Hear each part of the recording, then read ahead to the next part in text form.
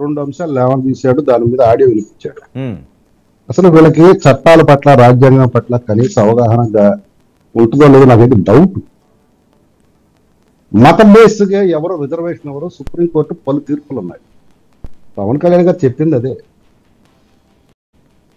ఎడుగూరి సొందెడ్డి రాజశేఖర రెడ్డి ముస్లిం reservation ఇచ్చాడా, ముస్లింలో ఉన్న ఉపకుల reservation ఇచ్చాడు, ముందు తేల్చుకుని రమ్మని తర్వాత మాట్లాడు. ముస్లింకి రిజర్వేషన్ ఇచ్చాడు, అవుట్ అండ్ అవుట్ కొట్టేస్తారు దాన్ని. తెలుసో తెలీదో తెలియక మాట్లాడుతున్నాడు. మరి కులాలకు కానీ మతాల పేరుతో కానీ రిజర్వేషన్ ఇవ్వటం రాజ్యాంగ ప్రకారం చెల్లదు.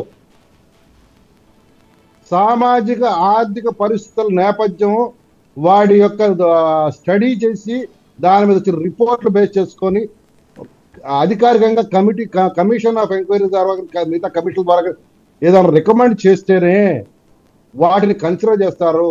కులాల్లో చేర్చాలా, కులాల్లోంచి తీసేయాలనేది.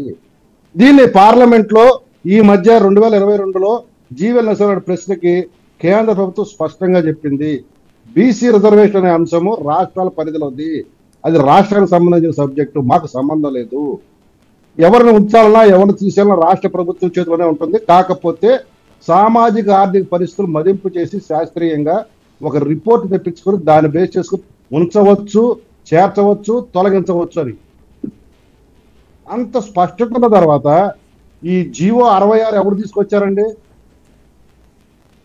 ఇది 14/7/21 సంవత్సరంలో ఎవరండి ప్రభుత్వంలో ఉంది? కాపురికి ఈడబ్ల్యూఎస్ కోటా కింద ఇచ్చిన 5% రిజర్వేషన్ తీసేసింది ఎవరు? చట్టం నెంబర్ 14/2019, జీవో నెంబర్ 45/2019, 8/3/2019 అమల్లోకి వచ్చిన చట్టాన్ని తీసేసింది ఎవరండి?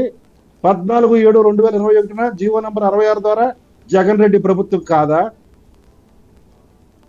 పోనీ అప్పటికేమైనా హైకోర్టు తీర్పులు కానీ సుప్రీంకోర్టు తీర్పులు కానీ ఈ యొక్క ఈడబ్ల్యూఎస్ కోట రాజ్యాంగ విరుద్ధం అనే ఏదైనా తీర్పులు వచ్చినాయా? ఈ జీవోలోనే ఉదాహరించారు. ఆ కేసులన్నీ పెండింగ్ లోనే ఉన్నాయి, ఇంతమంది తీర్పులు రాలేదని. మరి తీర్పులు రాకుండానే నువ్వెట్లా స్పందించా? కాపులు రిజర్వేషన్ చల్లదని. ఓకే శాంతిప్రసాద్ గారు రేపటి వరకే ప్రచారం, రేపటి వరకే ప్రచారం ఉంది. ఏ హామీ తీసుకొని, ముద్రగడ గారు ఏ హామీ తీసుకొని జగన్ రెడ్డి పార్టీలోకి వెళ్ళాడు? ఓకే 66 జీవోలు రద్దు చేస్తానన్నాడా? ఓకే జీవోలు రద్దు చేస్తాను. ఓకే శాంతిప్రసాద్ గారు ఓకే, ఇప్పుడు అది రిజర్వేషన్ అంశం అన్నది ఇప్పటి నుంచి నలుగుతున్న అంశం కాదు.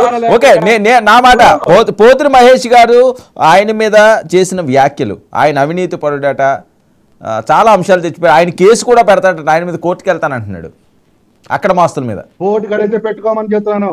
ఓటు కడితే ఎందుకంటే మంగళగిరి పార్టీ ఆఫీస్ గురించి మాట్లాడు పవన్ కళ్యాణ్ పేరు మీద ఆపడని పిచ్చేదో. నేను చూసిన డాక్యుమెంట్లు, ఒక్క డాక్యుమెంట్ లో కూడా పవన్ కళ్యాణ్ పేరుంటే నేను ఛాలెంజ్ చేస్తున్నా, ఆడెళ్ళి కేసు పెట్టుకోమను.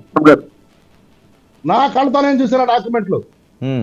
నేను లీగల్ సెల్ వైస్ చైర్మన్ గా ఉన్నప్పుడు స్టేట్.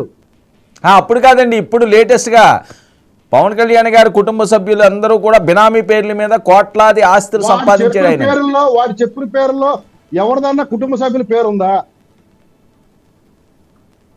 ఉంటే వెళ్ళమని చెప్తారు కదా. అసలు ఆ సిఐడి పోలీసులు ఉన్నారు కదా, కుక్కలాగా మీద పడటానికి. ఇప్పుడు చంద్రబాబు నాయుడు కన్నా పడ్డారు కదా, మేట కుక్కలాగా పడ్డారు కదా, వెళ్ళి ఇచ్చుకోమను, కేసు పెట్టుకోమను. మగాడైతే వాడు చెప్పిన దాంట్లో ఒక స్టఫ్ ఉంటే, వాడు చెప్పిన దాంట్లో నిజాయితీ నిబద్ధత నిజాలు ఉంటే వెళ్ళి ఇచ్చుకోమను. ఎవడు ఆపడండి? సిఐడి పోలీసులు క్రైమ్ కర్తకి కూడా ఆపుతున్నాడు. మేము ఆపుతున్నావా? బురద జల్లడానికి ఇటువంటి సన్నాజ గ్రామాలు ఎన్నికల సమయం ఈ బురద జల్లే కార్యక్రమం మంచిది కాదు అన్నది శాంతిప్రసాద్ గారి వాక్య. మీరు ఆయన నేను మాట్లాడేటప్పుడు విన్నా, నేను డిస్టర్బ్ చేయలేదు. దయచేసి మీరు ఆయన డిస్టర్బ్ చేయకుండా ఉండమని చెప్పండి. ఓకే మీరు మాట్లాడండి. వాడు సిఐడి పోలీసులు కుక్కలు